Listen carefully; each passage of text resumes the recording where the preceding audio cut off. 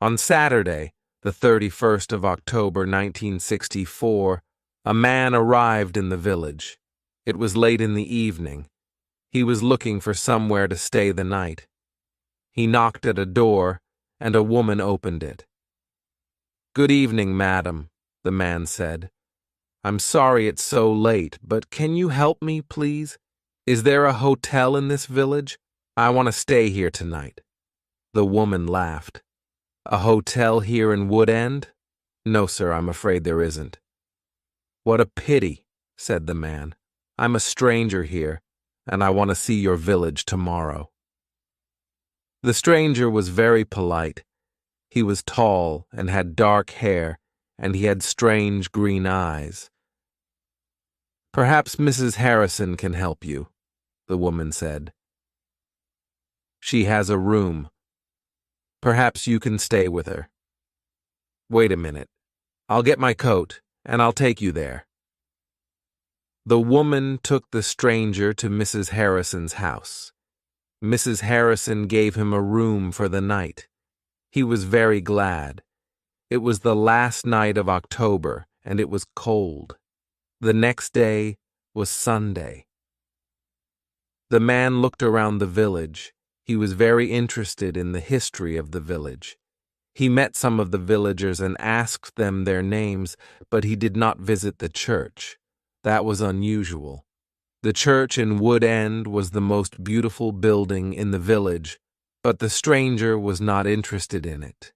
He did not go to church that night with all the villagers. It was the first Sunday evening of November. When the villagers came out of the church, the man had gone. They had all liked him. The ladies had thought he was very good-looking. A few weeks later, he came back. It was the first Sunday in December. The villagers were coming out of church. It was cold and dark. "Hello," he said. "I'm back again. It's nice to see you all once more." His next words surprised everyone. "Perhaps you can help me," he said. "I'm looking for a house. I want to buy a house here." "Here?" someone said. "But why here? There's no work in Wood End for a young man. All the young people leave the village. They find work in Eni, the nearest town." "I'll get a job somewhere," the stranger said. "Perhaps in Eni."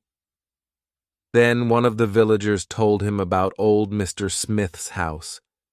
Mr. Smith had died in the summer. His house was empty. It was for sale. The house was on the corner of Main Street and Church Lane. "I'll ask about the house tomorrow," said the young man. "Perhaps I'll be lucky. Goodbye. I'll see you soon." The villagers watched him leave. They all saw his car. It was very big and luxurious. He looked rich.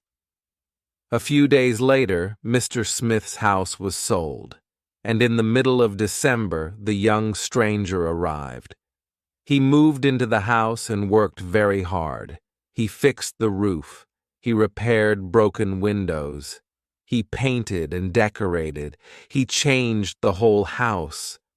But there was a big surprise for the villagers on the morning of Monday, the 21st of December. They saw a big sign on the front of the house, and on the sign were these words, "The Corner Shop. Proprietor, Dave Slayton." Chapter 2. The Village Meeting. The villagers could not believe it. A shop in Wood End. Everybody talked about it. There was once a shop in Wood End, but it had closed 20 years ago. Some people wanted the shop, but others did not. The villagers met in the evening in the village hall. Everybody was there. Everybody was interested in the new shop. "The corner shop is a good idea," someone said. "We need a village shop. We won't need to go to Eni then." Mrs. Harrison spoke. She liked the stranger, Dave Slayton. I agree, she said. A village shop is a good idea. It's too quiet here. Woodend needs a shop. Nonsense, said Miss Brown, the village school teacher. Ine is not far away. There are lots of shops there. Soon everybody was shouting. Then Mr. Hart spoke. He was a very big man with a loud voice. Listen, everybody, he shouted. We've never had trouble in this village before. We've always been quiet and happy. Now this shop is causing trouble. Let Mr. Slayton speak. Someone said, It's his shop. Let him speak. Ladies and gentlemen, said Dave Slayton, I don't want to cause any trouble. I'm still a stranger in your village, but I want to be one of you. I want to be your friend. I like the people of Woodend. He smiled, and a few people clapped. They liked him. The corner shop will sell lots of things, he went on. It will sell food and things for the house. Everything will be cheap, I promise. Everybody was listening carefully. And I have another idea, he continued. I'll sell village products. What do you mean by village products? Asked Miss Brown. I'll tell you, Miss Brown, he said. I know that you make beautiful bread and cakes. Miss Brown smiled. Yes, she did make bread and cakes. Everyone knew that. And you, Mr. Hart, I've seen your flowers. You grow beautiful flowers. Now Mr. Hart smiled. Yes, his flowers were beautiful. Everyone knew about them. And Mr. Everett makes pots, someone said. And Mrs. Davis makes dolls, said another voice. And I do paintings of the village, said old Miss Lucy Gray. Yes, said Dave. You can all do something. You villagers are clever. You make lots of things. We can sell them to the tourists in the summer. Woodend can make a lot of money. But what about the money? Said Mr. Hart. How will you pay us? That's a good question, said Dave. And here's the answer. You'll bring your things to me, and I'll sell them for you. I'll keep some of the profit. You'll have the rest. What a good idea, said Miss Brown. Yes, I agree, said Mr. Hart. All the villagers agreed. Everyone in the village was happy with Dave Slayton's plan. The corner shop opened on Monday, the 4th of January, 1965.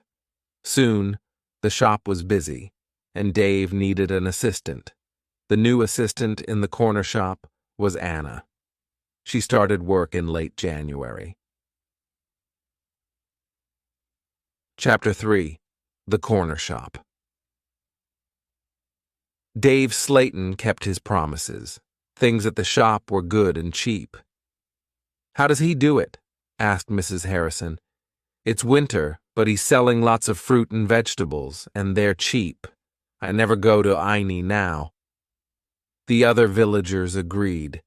The corner shop was a success, and Dave seemed happy. He paid Anna good wages.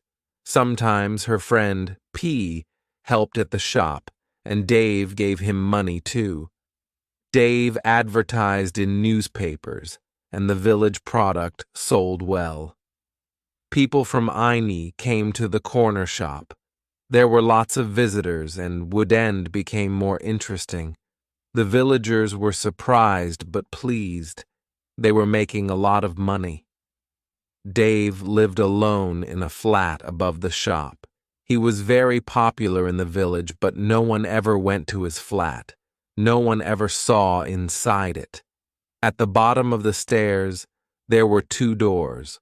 One led into the stockroom. The other door had a notice on it.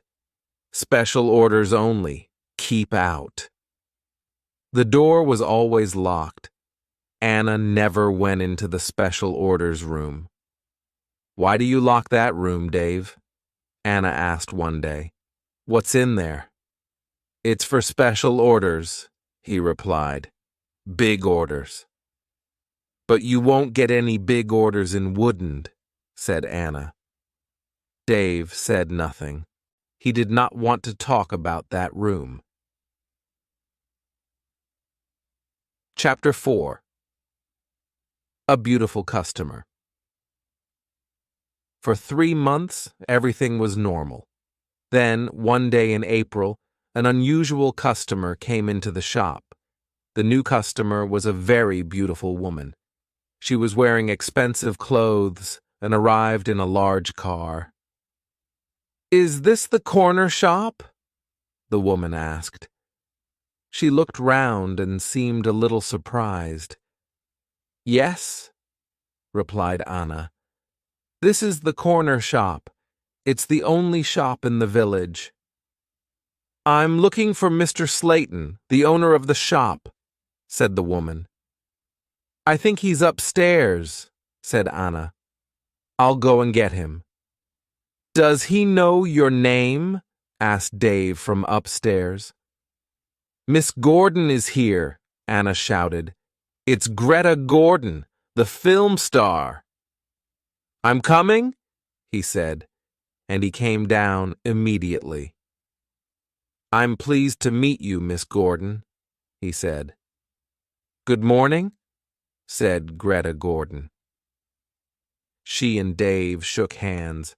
She had beautiful hands and was wearing beautiful diamond rings.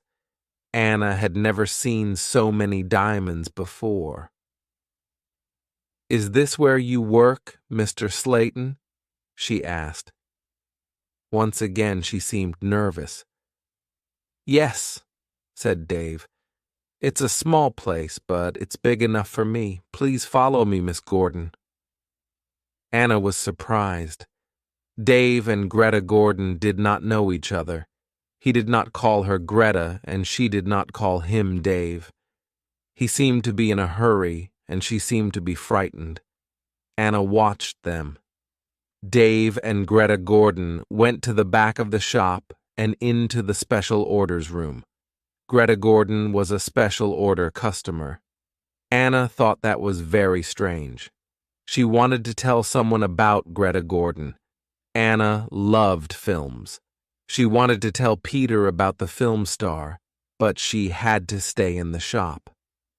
10 minutes later, Greta Gordon came out of the special orders room. Dave went straight upstairs, and Greta Gordon came to the front of the shop. The film star looked terrible. She was pale. She was crying. Her eyes were red with tears. "What's wrong?" asked Anna. "Can I help you, Miss Gordon?" "No, thanks, I'm all right," said Greta Gordon. "Do you want to sit down?" said Anna. She got a chair, and the film star sat down. "Shall I get the doctor?" asked Anna. No, said Greta. "Please, tell no one about my visit here. Please tell no one." Anna was disappointed. She wanted to tell everyone about Greta Gordon. She wanted to tell everyone about her famous customer. "I want to give you something," said Greta Gordon. "Here's a photograph of me. I'll sign it." She signed the photograph and gave it to Anna. "Please keep this," said Greta. "And please keep our secret. Please don't tell anyone." "All right," said Anna. "I promise." The film star kissed Anna. She held Anna's hands. What a beautiful woman, thought Anna, and what beautiful hands. Then Anna noticed something. The diamond rings were gone. Chapter 5. A Page in Film News. Dave never talked about Greta Gordon. He never talked about her visit to the corner shop. One day, Anna asked him about the film star. "How do you know Greta Gordon?" said Anna. "Is she a friend of yours?" "I don't want to talk about her," Dave replied. "She was a special order customer. Don't ask any more questions about her, Anna." So Anna did not ask any more questions. She did not ask about Greta Gordon's special order, and she did not ask about the rings. Anna kept her promise. She never told anyone about the film star. Soon, it was spring. Anna and Dave were busy. Mr. Hart brought lots of flowers to the corner shop, and Anna sold them to the tourists. There were lots of tourists that year. In May, Peter asked Anna to marry him. She said yes. They became engaged. They planned to get married in the following year. Now they needed money, so they worked hard and they saved. They were very much in love. On Saturdays, Peter played football or cricket, and Anna often went to the cinema in Aini. He enjoyed sports, and she loved watching films. One day, Anna was reading Film News. This was a magazine about film stars. She turned the pages. There was a picture of Greta Gordon. Anna was pleased. What a surprise! The beautiful woman was going to be in a big film. And now Greta Gordon had the star part. Anna wanted to tell Peter about Greta, but she kept her promise. She did not tell anyone, but she did show Film News to Dave Slayton. "Look, Dave," she said, "here's a story about Greta Gordon. Isn't it great? She's got the big part in Beautiful Woman." Dave looked at the magazine. "Greta Gordon will star in Beautiful Woman," he read. "The star of Beautiful Woman was Joanna Lee, but Miss Lee has broken her arm." "I don't know what happened," said Miss Lee. "I was in my bedroom. I slipped and fell." Greta Gordon will now be the star of Beautiful Woman. "I'm so lucky," Greta told us yesterday. "I've always wanted the part. I can't believe it." "I don't know anything about films," he said. "Is Greta Gordon a big star?" Anna laughed. "Big star? Yes, she is. She's terrific."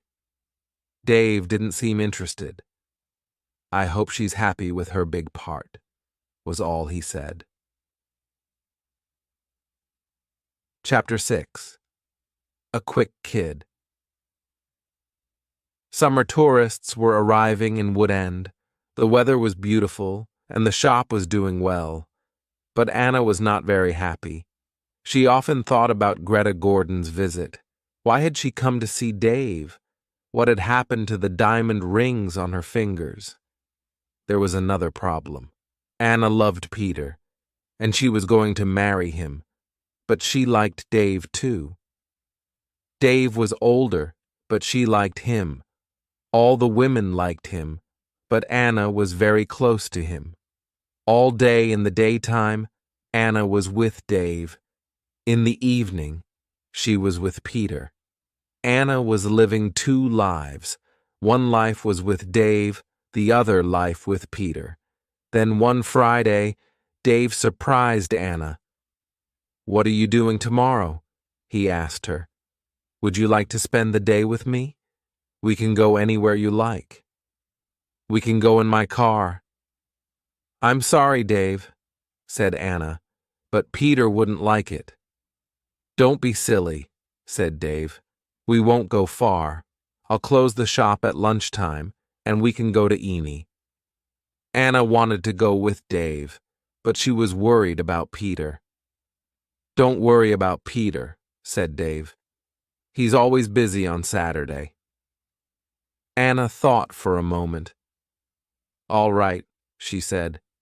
"You take me to the best cinema and to the best restaurant. Then I'll come with you." "Of course," laughed Dave. "Anything you want, Anna."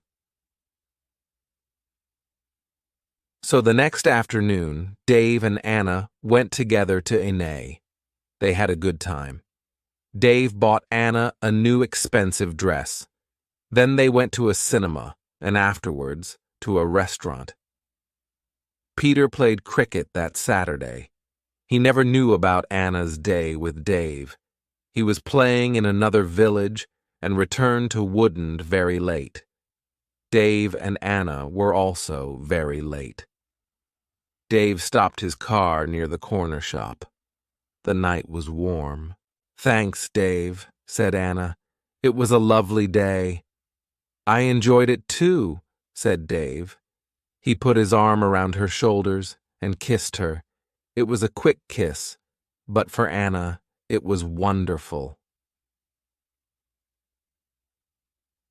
Chapter 7. Another Special Order. The summer passed and the corner shop was always busy. Sometimes Dave opened the shop on Sundays too. Anna earned a lot of money. Everyone thought that she was happy, but life was difficult for her. She liked Dave. He was her boss and older than her. But Peter was her fiancé, and he was about the same age. Dave was quite rich, but Peter had no money. Dave bought Anna clothes and took her out. Peter did not buy her clothes and never took her anywhere. He was more interested in football. Anna did not like football. Now it was September. Peter played football every Saturday. One Saturday, there was a big football match on television. Mr. Hart had the biggest television in the village and invited some people to his house. He invited Peter and Anna. On Friday, the day before the match, Anna was working in the shop all day. At 5:00, she locked the shop door. 2 minutes later, the bell rang, and Anna went to the door. There was a young man outside carrying a small case. "Hello," she said. "Can I help you?" "I hope so," said the young man. "I want to see Mr. Slayton." "I'm afraid the shop is closed now," said Anna. "We're open tomorrow morning." "But I've got an appointment," said the young man. Then Dave spoke behind Anna. "Yes, I've been waiting for you," said Dave. "You're late."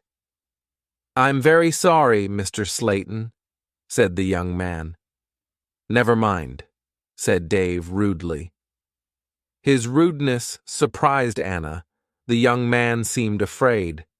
"But can you see me now?" he asked. "Yes," said Dave. "Come in." Dave turned to Anna. "Anna, it's after 5:00. You can go home now." "I won't be long," said Anna. Dave was angry. "Hurry up and go home," he said. But Anna wanted to stay. She wanted to know about the young man. The young man followed Dave to the back of the shop and into the special orders room. Another special order. Another special customer. Anna waited, but soon it was 5:30. Anna put her coat on and left the shop. She closed the door very loudly, then went around the corner and waited. Soon there was a noise. The young man was leaving the shop. Anna could not see him, but she could hear him. He was speaking to Dave. "Are you sure?" said the young man. "What do you mean?" asked Dave. "Is this the only way?" said the young man. "Yes, it is," said Dave. "Don't worry. Everything will be all right. Goodbye." Anna heard the shop door close. She came around the corner and saw the young man. He was walking quickly to his car. Anna noticed immediately that he was not carrying his case. She followed him. "Excuse me," she said. "You've forgotten something. You've left something behind." The young man turned round. Anna stopped suddenly. She was frightened. The young man's face was white. It was white with fear. "Please go away," said the young man. "Leave me alone. I want to go home. Leave me alone." He got into his car and drove off. Anna stood in the street and watched him. She was thinking, why had the young man come to the corner shop? What was his special order? And why had he left his small case with Dave Slayton? Chapter 8. The Football Match. The next day was the day of the big football match. Mr. Hart had invited about 10 people. Anna did not watch the game. She was helping Mrs. Hart in the kitchen. They were making tea. It was a good game, and everyone was enjoying it. At halftime, Peter went into the kitchen. "Why don't you come and watch the match, Anna?" he said. "It's really good. Come on." Anna laughed. "No, thanks," she said. "I'm helping Mrs. Hart. Look, here's the tea. Can you take it in to the others?" "Okay," said Peter. "It's a terrific match. Mike Bailey scored a great goal." Peter took the tea into the sitting room, and the second half of the match started. It was very exciting. Mike Bailey scored another goal. After 20 minutes, the score was 2-0. Then the other side scored 2 quick goals. It was 2-2. There were only 5 minutes of the match left. "Come on," shouted Peter. "Come on, Mike, let's have another goal." In the last seconds of the match, Mike Bailey scored the winner. It was his third goal of the match, but something was wrong. The other team's goalkeeper was injured. Bailey had been very near the goalkeeper and had kicked the ball very hard. The ball had hit the goalkeeper's neck. Mrs. Hart and Anna came in from the kitchen. "What's happened?" said Anna. "What's wrong?" "It's Brian Thomas, the goalkeeper," said Peter. "He's injured. It's serious. The goalkeeper has broken his neck." Later, they all watched the news on TV. They saw pictures of Mike Bailey's third goal. It was a great goal. They saw the boy hit the goalkeeper. "It was an accident," the TV announcer said. "And now, over to our sports studio for an interview with Mike Bailey." They all watched the interview. The TV showed a picture of Mike Bailey and the interviewer. "3 goals in 1 match. How do you feel about that?" asked the interviewer. But Mike Bailey said nothing. He could not speak. He tried to speak, but he could not. It was terrible. The interviewer tried another question. "Let me ask you about the third goal, Mike. It was a great goal. But how do you feel about the injury to Brian Thomas?" It was a silly question. The injured goalkeeper would never play football again. Mike Bailey said nothing. He looked very ill. When the interview ended, Mr. Hart turned off the TV. No one noticed that Anna had left the room. Mike Bailey had looked frightened.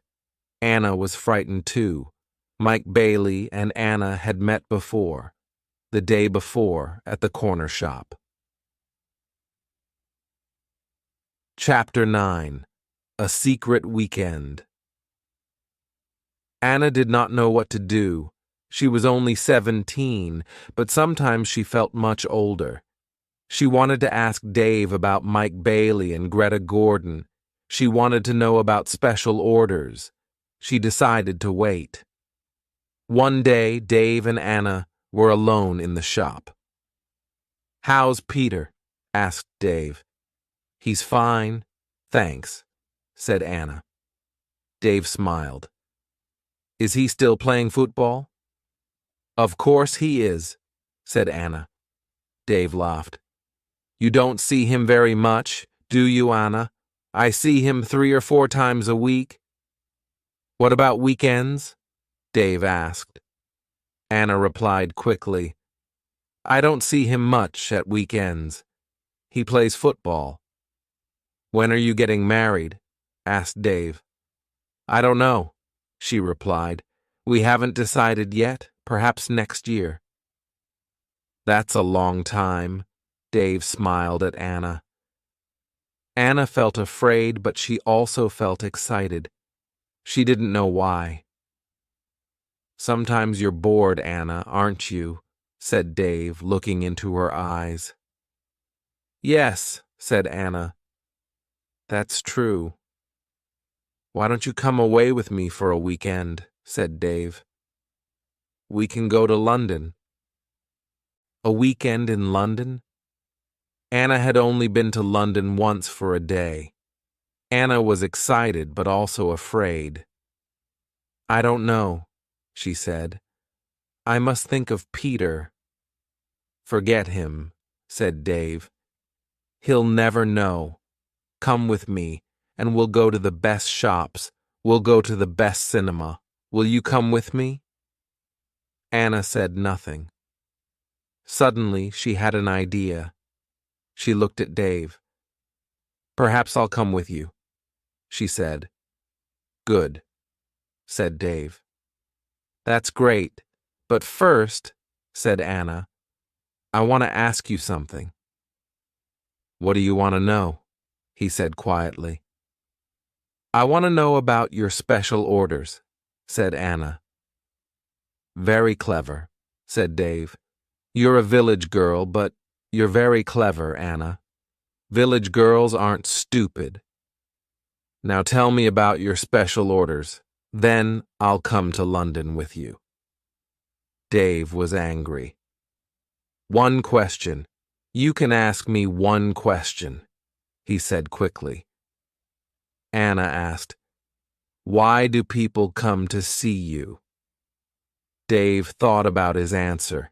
He spoke quietly. They come for help, he said. They need help. And I sell help to them. That's all.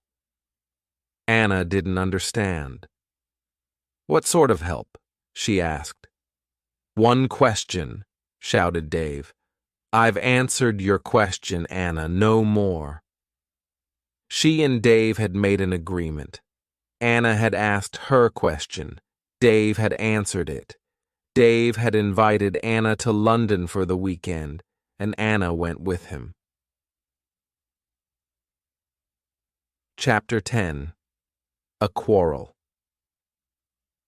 Anna enjoyed the weekend. They arrived in London late on Friday evening and stayed at a big hotel. On Saturday, they went shopping, and in the evening, they went to a cinema. On Sunday, they went to a park. They came back to Woodend on Sunday evening. It was the last Sunday in September. On Monday, Anna went to the shop. It was not so busy now. Summer was over. Most of the customers were villagers. It was a cold autumn. On Monday evening, Peter came to see Anna. Hello, said Anna. Did you win on Saturday? No, said Peter. We didn't win, and I didn't play. Anna was surprised. You didn't play? Why not? What was wrong? I didn't feel very well on Saturday morning, said Peter. I stayed in Woodend. I was in the village all weekend. Anna's face was red. Her voice was quiet. Are you feeling better now? She asked. No, said Peter. And you know why? Anna tried to look surprised. Me? She said. Me, said Peter. You know what's wrong. It's you and Dave Slayton. What do you mean, me and Dave Slayton? Said Anna quickly. You went away with him on Friday evening, said Peter. Someone saw you in Dave's car. Anna tried to explain. Oh, it's nothing, she said. Dave and I went. Shut up, said Peter. I don't want to know, Anna. Don't talk about it. But Peter, said Anna. Peter didn't listen. I know he's got a lot of money, he said. He can take you to places. He's from a big city. I'm a poor village boy, Anna. But you must choose. You must choose between Dave and me. You can't have both of us." "I know that, Peter," said Anna, "and I don't want both of you. But listen, Peter, I want to tell you about Dave. There's something very strange about him." "Dave! Dave! Dave!" Peter shouted. "You talk about him all the time. I don't want to hear his name again." Peter turned around and walked out of the room. He left Anna's house. Now Anna was alone. She was very unhappy. She wanted to talk to Peter. She wanted to tell him about Dave. She wanted to tell him about Greta Gordon and about Mike Bailey. But Peter had left her. Chapter 11. Arthur Risman. It was October. It was cold and wet. Anna was not very busy at the shop. She was very unhappy. She was a different girl. She seemed older. She didn't go out much. She looked ill.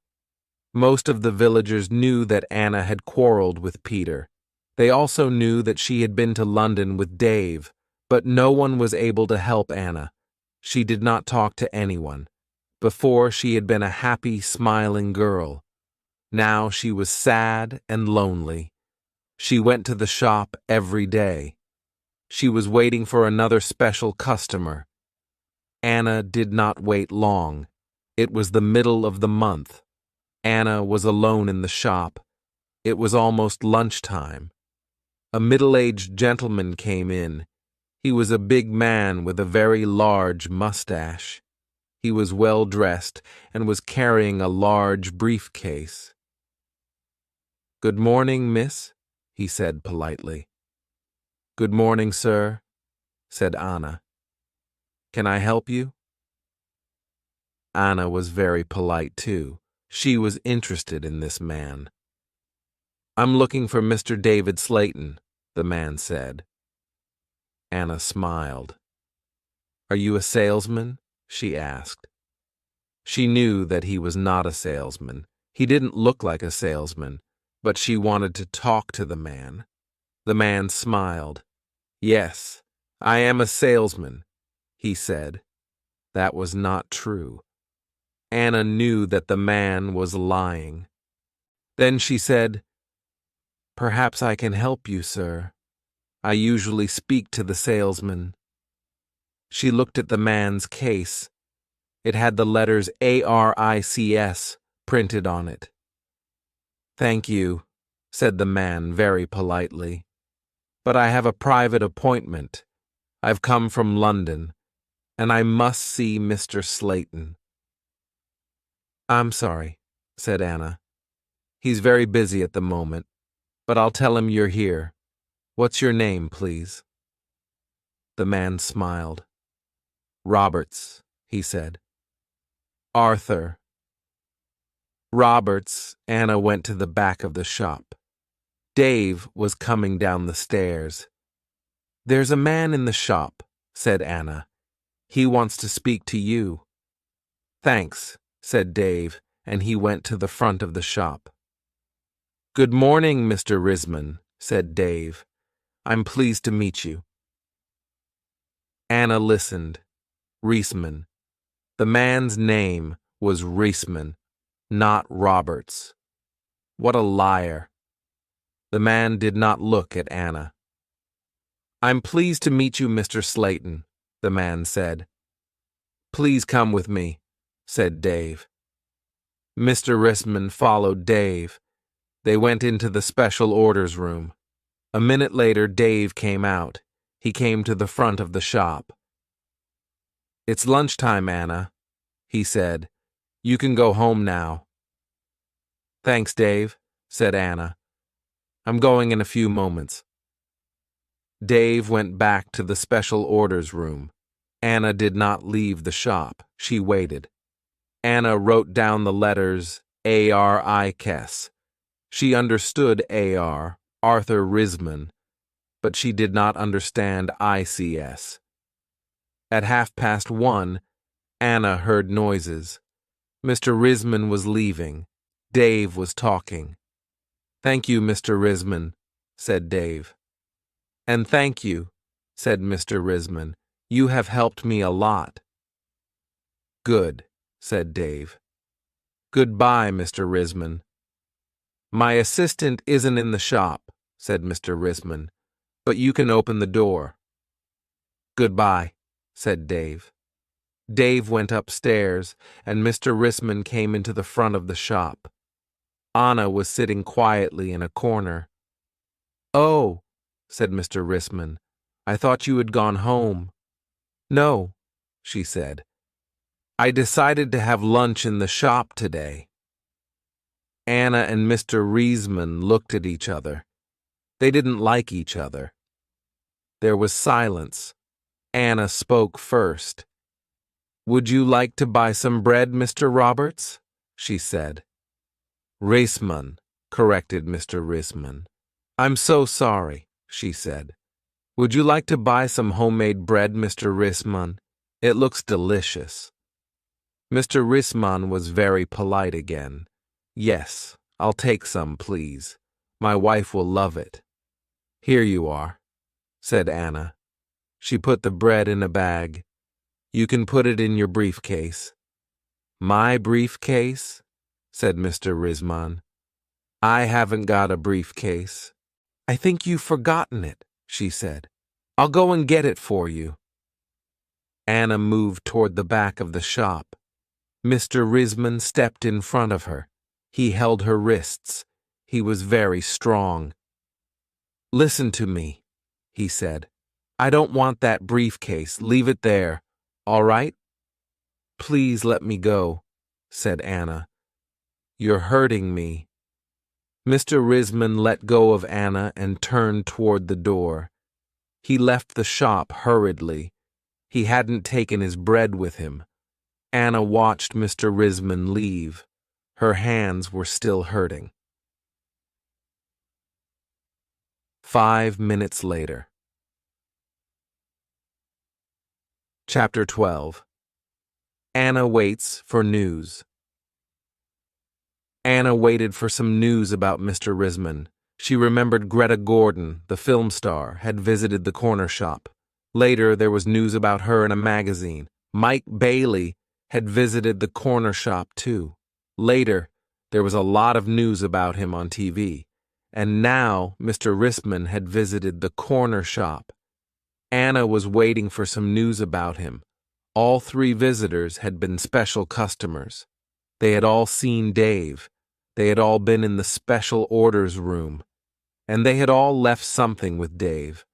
Greta Gordon had left her diamond rings. Mike Bailey had left his case. Mr. Risman had left his briefcase. Anna wanted to find out more about the 3 special customers. She thought about Mr. Risman.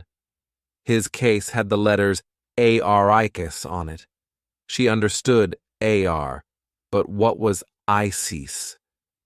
Perhaps Mr. Risman was a businessman and IC1 was his company. Anna looked in the newspapers, but she didn't find anything about ICS. She read the magazines. She listened to the radio. She watched TV, but there was nothing about IC. Anna heard nothing. She saw nothing. Then she had an idea. She decided to go to London and find Arthur Risman. It was a Friday. Early in the morning, she left a note for Dave. She took the note to the shop. "Dear Dave," it said, "sorry I can't come in today. I'm going to London. I'm buying some things for my wedding. Anna." The note did not tell the truth, but Anna didn't care. Anna took a bus to Ilney and then caught a train to London. She got to Paddington Station at midday. She got off the train and looked for a telephone box. The telephones were near the entrance to the station, but the boxes were all full. She stood and waited. Then Anna saw the letters ICS. There they were, on a huge advertisement. Anna had found the answer to her problem. International Computer Services, ICS. Perhaps that was Mr. Risman's company. Soon, one of the phone boxes was empty. Anna rang the number, 222-8959. ICS, can I help you? Said a woman's voice. Yes, please, said Anna. I want to speak to Mr. Risman, Mr. Arthur Risman. I think he works at ICS. The woman laughed. Works here? Yes, he does, she said. He's the vice chairman of the company. Wait one moment, please. I'll get his secretary. Then there was another woman's voice on the phone. Mr. Risman's secretary, can I help you? Yes, please, said Anna. I'd like to speak to Mr. Risman. Who's calling, please? Mr. Risman doesn't know my name, Anna replied. Is Mr. Risman expecting your call? The secretary asked. No, he isn't, said Anna. I'm afraid he can't speak to you now, said the secretary. He's at a meeting, and he's flying to Switzerland in an hour's time. But I must speak to him for a few minutes, said Anna. The secretary became annoyed. That's impossible, she said. But I can take a message. No, thanks, said Anna. I'll call again next week. Will Mr. Risman be back then? Yes, he will, replied the secretary. Goodbye. And she put the phone down. Anna had found Mr. Risman's company, but she hadn't spoken to him. Anna spent the afternoon in London. She went to see a film. Then she had tea in a small cafe near Paddington Station. Her train left London at 6:30. She bought an evening newspaper and got on the train. Anna was tired, but she felt happy.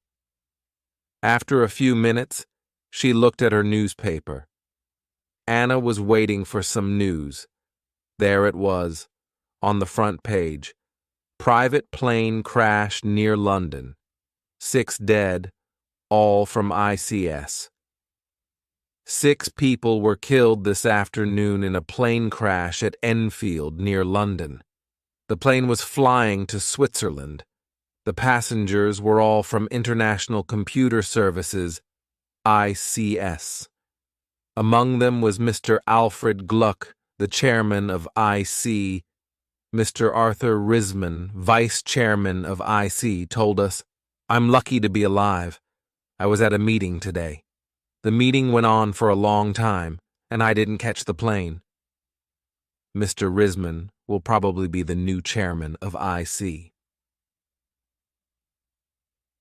Chapter 13. The Special Orders Room. Anna got home about 10 lac. She turned on the radio and listened to the news. The chairman of IC was dead, and Mr. Risman was the new chairman.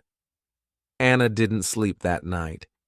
She was thinking about Dave Slayton and the special orders. What were they? What was Dave Slayton doing in that room? On Saturday morning, she went to the shop. Dave said nothing to her. He was angry because Anna had not worked on Friday. He didn't ask about her day off, and Anna didn't tell him about it. At 11:30, Dave left the shop. He got in his car and drove off. Anna was alone. This was her chance. She went to the back of the shop and turned the handle of the locked door, but the special orders room was not locked. Dave had forgotten to lock it. Anna opened the door and went into the room.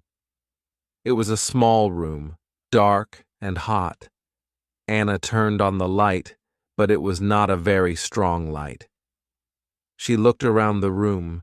There was a small table, 2 old chairs, and a lot of boxes. That was all. Special orders. There were no order books, no papers, no pencils. Anna walked around the table. It was difficult because there were a lot of boxes on the floor. Anna opened one of the boxes and looked inside.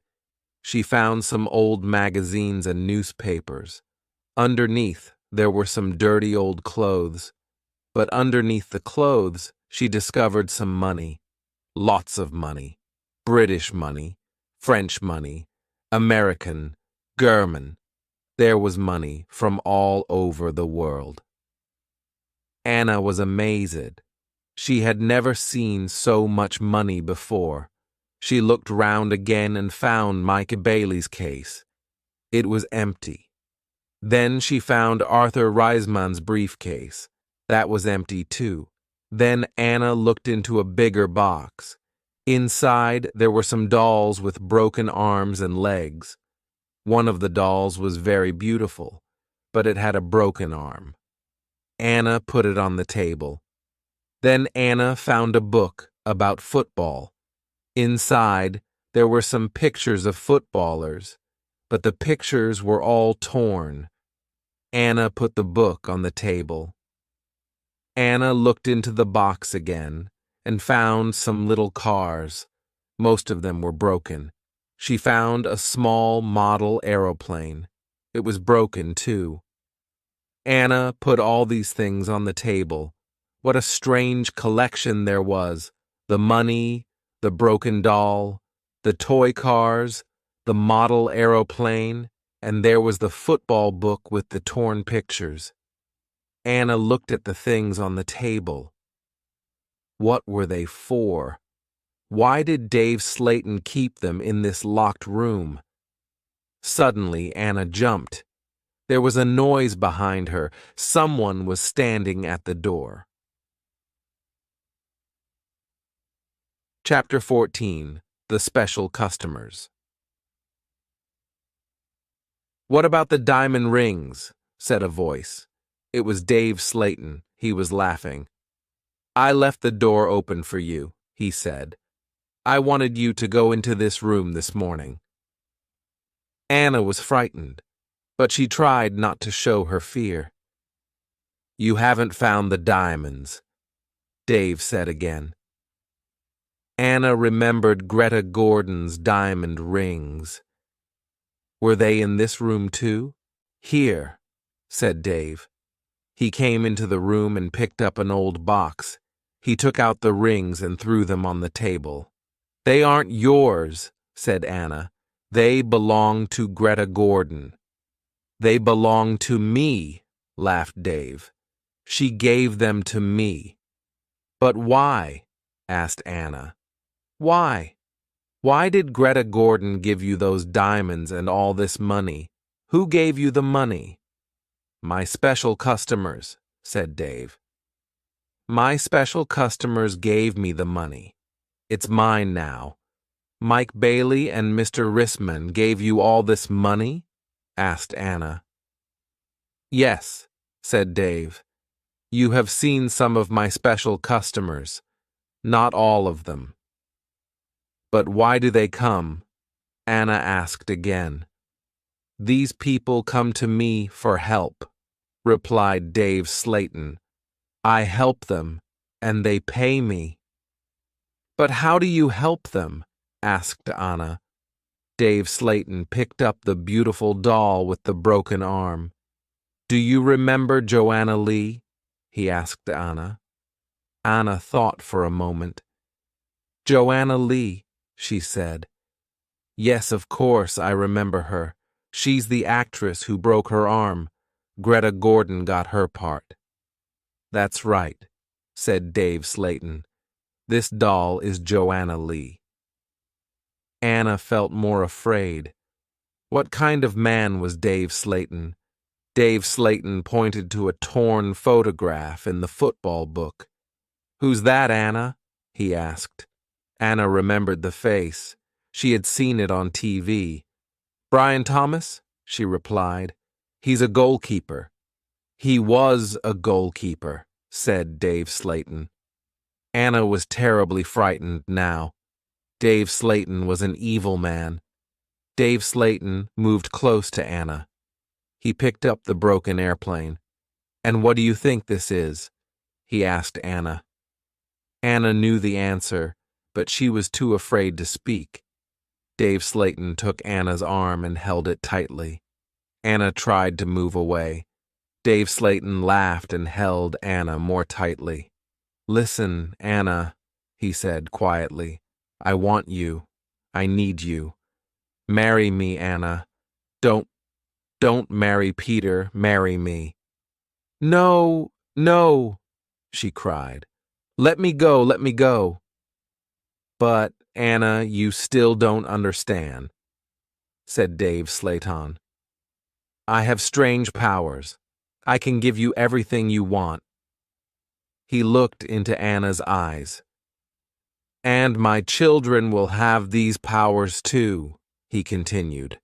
"I will give you money and diamonds, and you, Anna, you will give me children." Anna was terrified now.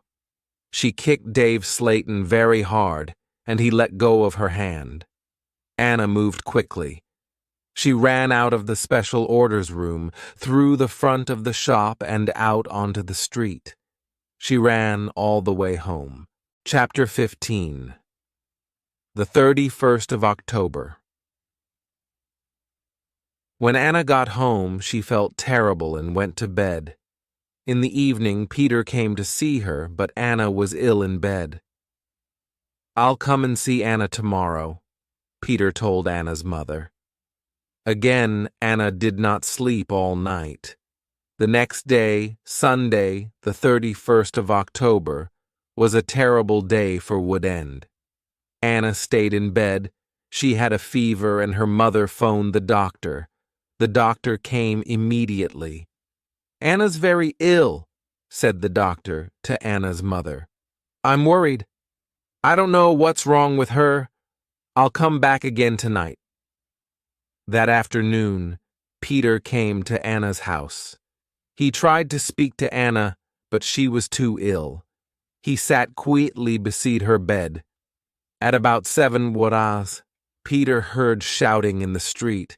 He went to the window and looked outside. People were running and shouting, "Ha, fire! Fire! Fire!" "There's a fire at the corner shop." Peter ran out of Anna's house and into the street. There was a big fire on the corner. The shop was in flames. "Nobody could see Dave Slayton. His car is here," said Mr. Hart. "Dave must be inside." Then the villagers saw him. He was standing at an upstairs window. "Jump, Dave," they shouted. "Jump, save yourself." But Dave did not move. He was standing at the window and he was laughing. Some of the women in the street started screaming. Mr. Hart tried to run into the shop, but the others pulled him back. Flames were leaping up from the shop. The flames reached Dave Slayton. The villagers saw that he was still laughing. That was the last time they saw him. The flames hid him completely. No one was able to save him, and no one ever saw him again. Peter went back to Anna's house. The doctor was in the kitchen talking to Anna's mother. Suddenly, there was a scream. They ran upstairs to Anna's room. Anna was dead.